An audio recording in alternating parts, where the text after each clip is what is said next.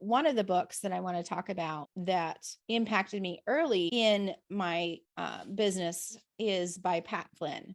And Pat Flynn, he's the one I said that said, if you want to change their life, change their day first. And so his book, Super Fans, talks about how to make fans, how to connect with people in a way that makes them feel seen and heard and loved. Right. And he's coming at it not from a Christian perspective necessarily, but it's still really, really good stuff. And then you layer in God's Holy Spirit power on top of that to show you how to take it deeper. And it's some really good stuff. All right. So then the next book, early on in our first podcast, the first podcast we did was called For Your Success. It was 250 some episodes, I think, before the Lord shut that one down. One of my first guests was the founder of Entrepreneurs on Fire, John Lee Dumas. I happened to meet him at an event. And he, from the stage, he made some sort of a comment about how some of us don't get to interview the guests that we want just simply because we don't ask them. So I stood in line after his session. And when I got to shake his hand, I was like, so I loved your comment. My podcast is about 10 episodes in, and I'm just going to be bold and say, will you come as a guest on my podcast? And he's like, he's like, yes. So if you go back and look at For Your Success, somewhere in the beginning episodes, John Lee Dumas gave me about 15 minutes of his time in my poor interview skills way back then to interview him. But he has this thing called the Freedom Journal. And the Freedom Journal is how to accomplish your goals in 100 days. It's a 100-day journal. And he walks you through setting some goals and then every day being accountable to yourself, because that is true accountability, being accountable to yourself for what you're doing to get you there. Later, he sponsored one of our events and sent everyone a Freedom Journal. All right, I got two more. One of the next ones, as I started working in my business and setting goals and trying to figure out how to grow this thing, one of the things that became apparent was that I'm really not realistic with some of my goals. Like I think big, and the bigger I think, the more frustrated I get with the length of things. I like to take fast action. Sometimes it gets me in trouble because I don't think all the way through things, right? When I have to run it past my husband and it takes him 3 days to figure out what he thinks, like that's really a good thing for me. God paired us well in that because I press the gas and he puts the brakes on and somehow we get there safely. But one of the things that really helped me was reading and implementing this 12-week year idea. The 12-week year by Brian Moran. And this is one that I have gifted to clients and to team members and recommended all over the place. Every January, people are like, well, set your goals for this year and then break it down. Well, 12 months is a really long time, even for adults. And so thinking about your year in 12 weeks rather than 12 months, like let's make a smaller year. What if we could get done those goals? You pick 2 or 3 goals I want to do this year. But instead of giving yourself a year, give yourself 3 months, give yourself 12 weeks and break it down. You would be surprised how much you can get done. How do I read 4 books a month? Exactly this. What if I could do that in less time? We usually have like an 80 to 90% completion rate on our yearly goals because we do this. We put it on there. We say, how do I make that happen? What are the steps? What needs to happen first? We put it on our calendar and we do it in these smaller chunks so that we're not focused on things that feel so far away. Everything needs to be done now. And so then the last one, this one had a really interesting story in it about how Michelangelo, famous artist and sculptor, he spent everything he owned at the time to go and buy this huge piece of marble that cost him like 300 florins. I have no clue what that is in American dollar, but he bought this piece, is one chunk of marble. 300 florins. It was all the money he had at the time. I think it was like 19 or 20, still young, right? He spent 3 years working on taking strategic pieces away from the marble. And what was left was worth like 20 times what he paid for it. It was when he made the David sculpture. So he took a piece of marble that had value. He took away strategic things and it multiplied the value of what was left. And so this book, 10X is easier than 2X, is talking about looking at your growth strategies from a different perspective. What could I take away from what I have that would make what it remains even more valuable? Instead of thinking, how do I double what I'm doing? Well, those are the same strategies everybody else is doing. How do you 10X this? because that's a totally different approach. And so this book, there is a caveat. Benjamin Hardy is a Mormon. So later in the book, he will mention some of that, right? But you take what's worthy and use it and spit out the rest. The principles in this and the way to change how you're thinking, like you're not competing down here anymore, you're competing way up here. And I think it spoke to me so much because when we were always trying to think, how do I grow? I would always look for like, who is the person who's doing what I want to do someday? How can I learn from them? Or what did they do to get there? Like when I look at the people who are where I want to be 5 years from now, what's the common denominator? What classes did they take? Who did they study under? Who was their coach? What events did they go to? What events did they speak at? Who are the people in their inner circle, in their mastermind?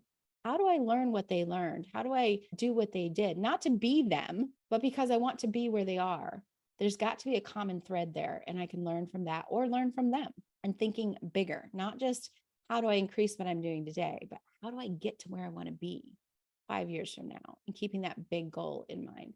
The way that we help to spread that knowledge in part is by sharing resources, letting other people know what's helped us, who's helped us, spreading the word of what God is doing, leaving those legacy pieces, writing your story, sharing your story, whether it's in bits on social media or in a book or in a video or in a class. And so I just want to challenge you guys, if you're willing this week, two things. And not just because, well, in part, yes, it's a selfish ask, but in you verbalizing what God has done for you through this learning. I would love for you to leave a review of either the audiobook or the book. Both of those will help us, right? The audiobook is brand new. We're trying to get that out. Our goal is to have this in the hands and hearts of 1 million entrepreneurs as fast as we can do it. And then secondly, if you would make some sort of a social media post, a written post or a Facebook post of some kind, and share about the book.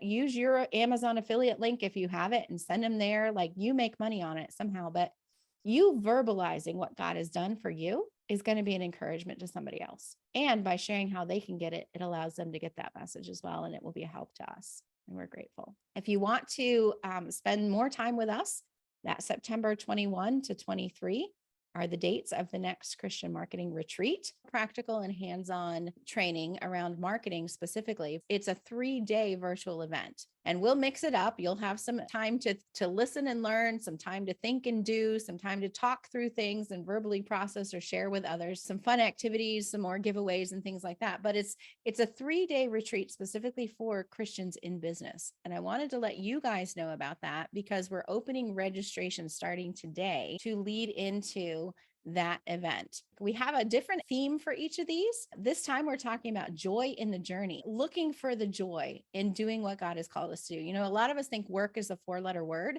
and it feels that way sometimes. But when we can look at it from a perspective of joy in that God chose me for this, God put me here and he doesn't make mistakes, right? And just really realigning our sense of joy in our work with what God has called us to, being able to know how to blend our faith and our family commitments into the work that we get to do for him is what we're focusing on specifically in this retreat. And so there will be an aspect of inspiration. There will also be that marketing training around building out some funnels, looking at your right fit person and the languaging that you're using to market to your people. But we want to help you clarify your vision for your business so you can enjoy running it again. We want to help you improve those stewardship abilities so that you're primed for that growth that we all know is just around the corner. We want to really be able to help you boost your marketing and sales confidence so that your revenues can also be boosted. And we want to help you find your people and grow your income, of course, without compromising your faith, your family, and core values. So today is sort of laying a foundation for what we're going to be able to dive into at that event. And so the dates are September 21 to 23. It's a $97 ticket for that 3 days. We're going to send out some gifts and some swag in advance. So we'll ask for your address once you're registered. And Tressa's going to drop that link in the chat if you'd like to go and get your ticket for that event. Day 1, we're going to talk about managing your time, overcoming your self-doubt in a biblical way, not those crazy, you can do this affirmations, right? Success, blending that personal and business responsibilities in a way that honors God on a daily basis. And then day 2, we're going to dive into navigating the unknown, proven strategies for finding direction, making decisions in your business confidently, learning how to create your marketing plan and your messaging so that you can attract and retain those customers without compromising your values or your faith or having to reinvent your marketing materials every time.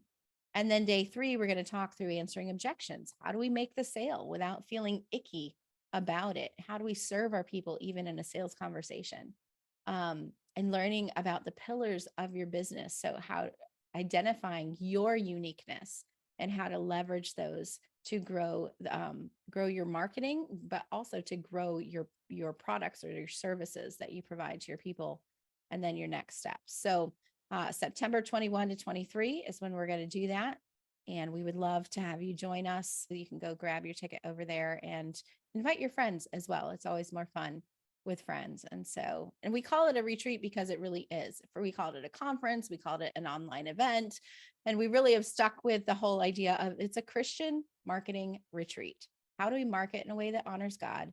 But the retreat side of it is refreshing not just our marketing strategies, but also our soul and our spiritual alignment as we do this business with our God. There will be recordings for that event if you upgrade to that VIP package. The VIP ticket gets you recordings for the 3 days, as well as some extra sessions and goodies in there. So once you go to that checkout page on step 2, I think is where it asks you if you want to add the VIP to your ticket, and you can absolutely do that.